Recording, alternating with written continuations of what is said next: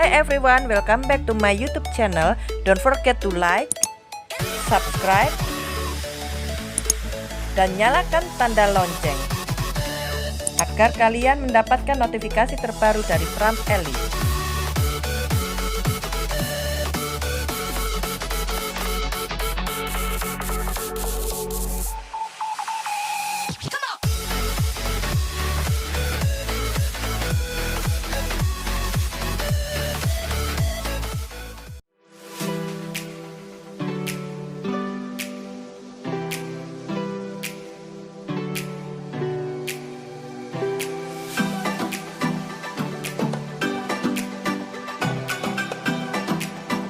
I'm at Joko Dolok Statue and it is located at the downtown of Surabaya. Dalam video kali ini, Pram Eli akan mengajak kalian untuk berjalan-jalan di kota Surabaya pada masa new normal.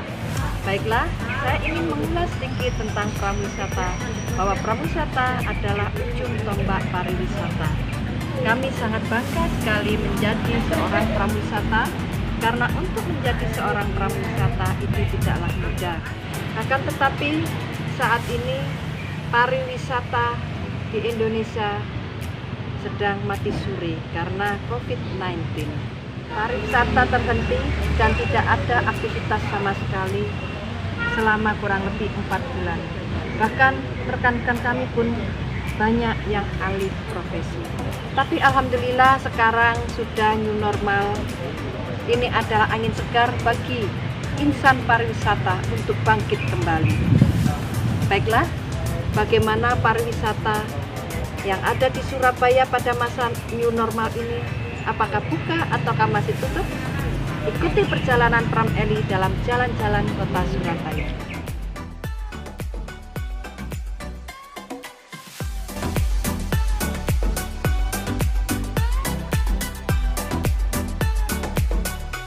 Baiklah, sekarang kita berada di depan patung Joko Dolok.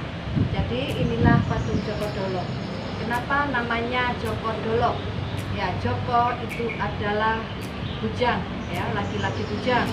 Itu adalah Joko, dan Dolok itu adalah duduk termenung. Jadi seorang bujang yang sedang duduk termenung. Nah, siapakah Joko Dolok ini? Sebenarnya Joko Dolok ini adalah merupakan gambaran, ya, deskripsi dari raja terakhir kerajaan Timur Sari, Raja Kertanegara. Patung Joko Dolok ini dibuat pada tahun 1289 Masehi. Ya, kenapa ini dibuat? Karena untuk penghargaan kepada raja terakhir kerajaan Timur Sari, Raja Kertanegara. Nah, kenapa ini berada di tengah-tengah kota Surabaya? Padahal ini dibuatnya di Desa Bejijo di daerah Mojokerto. Ya. Kemudian pada masa Belanda itu dibawa oleh seorang Belanda ke Surabaya dengan tujuan nantinya akan dibawa ke negara Belanda, karena memang di kota Surabaya ini dekat sekali dengan harbor atau pelabuhan. Akan tetapi karena ada satu dan lain hal, maka patung ini tidak dapat dibawa ke Belanda. Akhirnya tetaplah ditinggal di sini yang dulu ini merupakan hutan. Jadi Raja Kertanegara ini terkenal sangat berani sekali dalam menentang Raja Kubilai Khan. Ya, yang pada waktu itu beliau memotong telinga dari utusan diplomatik dari Mongolia. Baiklah, inilah tadi tentang Joko Dolok. Bawah ini terdapat lampir atau juga dudukan bagian bawah terdapat tulisan yang menggunakan huruf Jawa kuno berbahasa Sanskerta. Nah, di sini tidak ada satu orang pun yang mengerti secara keseluruhan apa arti tulisan ini, ya. Jadi hanya yang bisa dimengerti adalah sebagian dari tulisan ini, jadi bukan secara keseluruhan. Nah, baiklah, dan di sekitar arca atau patung Joko Dolok ini itu terdapat juga arca-arca yang lainnya, ya, ada juga Dwara Pala. Ini yang di depan sendiri sebelah kiri itu ada Mahakala, ada juga Lingga dan Yoni merupakan simbol dari kesuburan, ya. Kemudian juga ada Banyantri, ya, yang ditutupi oleh kain hitam dan putih. Baiklah, ini tadi tentang patung Joko Dolok, dan kita sekarang langsung menuju ke objek yang berikutnya. Oke? Follow me. Tonight we will fly above the sky. We are heroes tonight. Yeah, we are heroes tonight. We will fly above the sky. We are heroes tonight.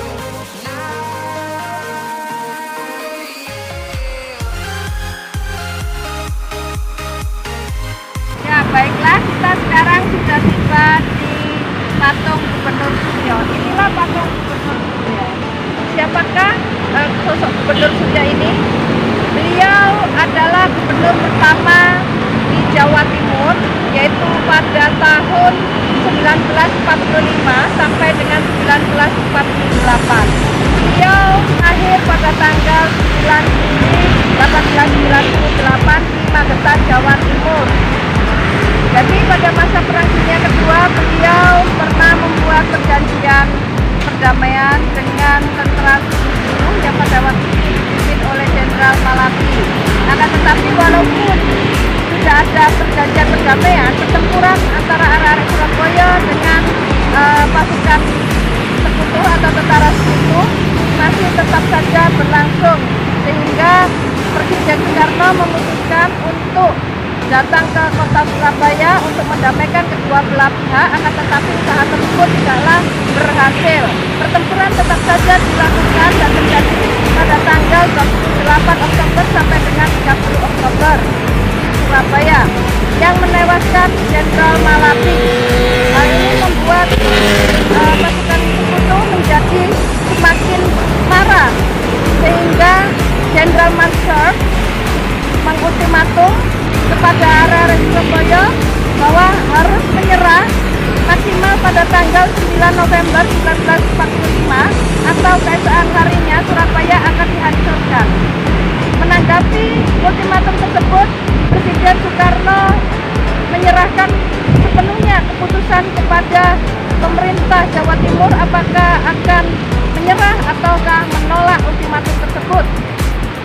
Dan dengan tegas, ultimatum ini dijawab oleh Gubernur Suryo dalam pidatonya di RRI atau Radio Republik Indonesia, yang menyatakan bahwa arek-arek Surabaya tidak akan menyerah dan tetap akan mempertahankan kota Surabaya sampai secara penghabisan. Akhirnya pada tanggal 10 November 1945 terjadilah perang atau pertempuran antara arek-arek Surabaya dengan tentara Sekutu mulai dari tanggal 10 November selama 3 minggu. Dan Gubernur Suryo adalah orang yang paling terakhir meninggalkan kota Surabaya, dan hal ini mengakibatkan kota Surabaya menjadi kota mati. Dan kemudian beliau mendirikan pemerintahan darurat di kota Mojokerto.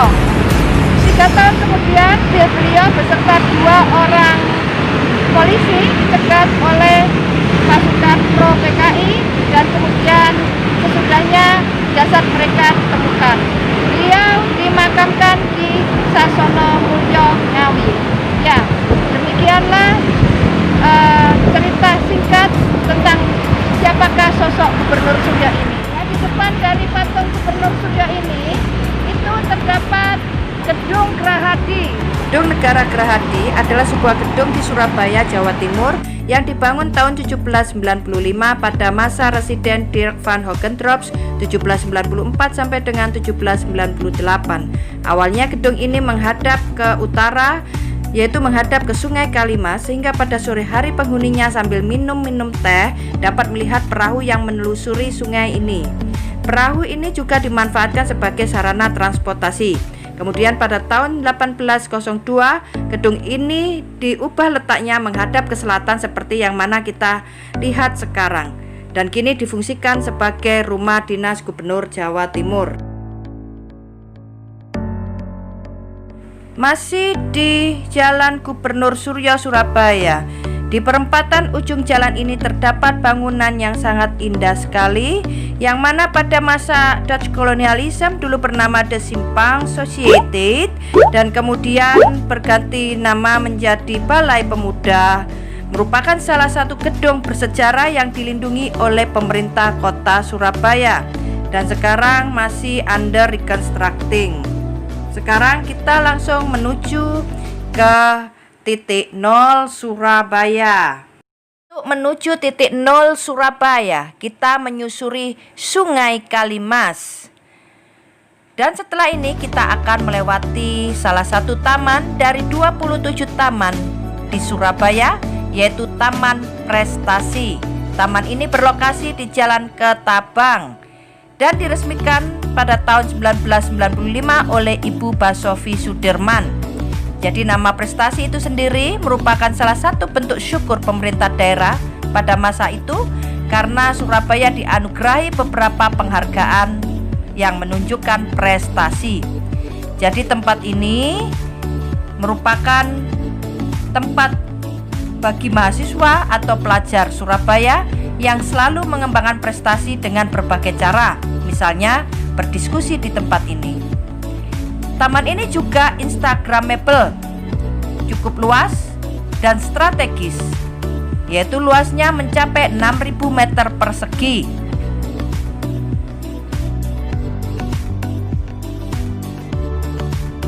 Di sebelah kanan, bangunan berwarna putih adalah Museum Pendidikan. Dan sebentar lagi kita akan melewati Taman Budaya Jawa Timur.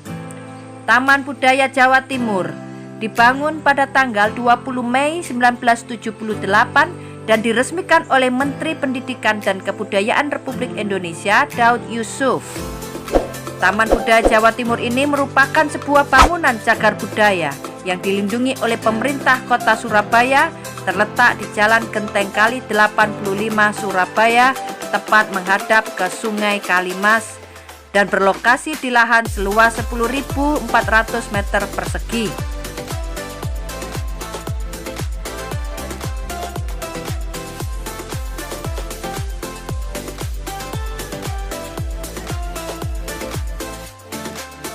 Baiklah, sekarang kita telah tiba di titik 0 Surabaya. Di penghujung tahun 2018, Surabaya memiliki tugu baru yang diresmikan oleh Gubernur Jawa Timur 2018, yaitu Pak Dekarwo. Di sini terdapat tugu yang bertuliskan Parasamya Purnakarya Nugraha. Dari sini kita bisa melihat gedung kantor Gubernur Jawa Timur.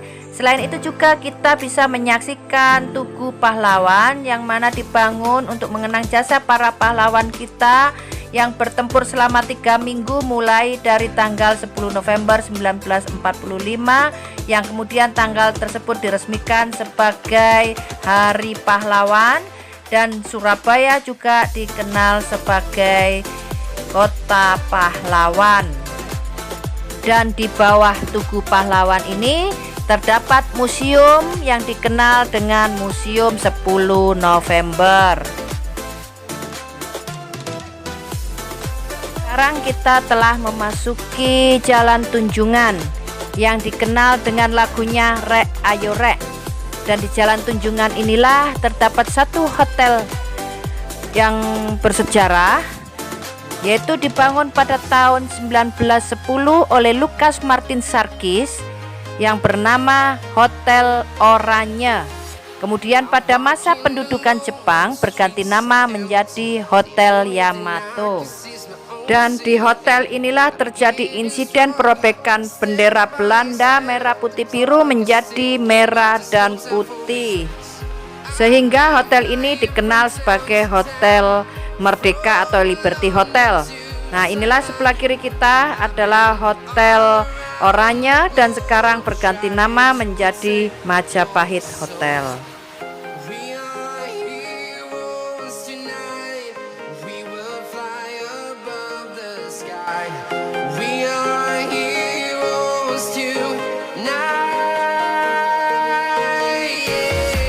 Ya, kita telah tiba di Kebun Binatang Surabaya yang ternyata masih belum buka.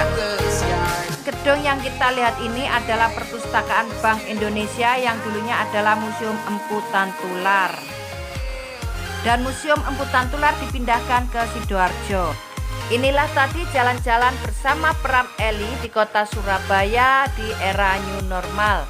Mohon maaf, video ini lebih banyak di jalan karena tourist attraction masih belum buka. Walaupun sekarang sudah new normal, akan tetapi kita tetap patuh pada protokol yang telah ditetapkan oleh pemerintah. Terima kasih telah menonton video ini. Be safe and be healthy. Jangan lupa untuk like, subscribe, dan nyalakan tanda lonceng. Oke? Ciao.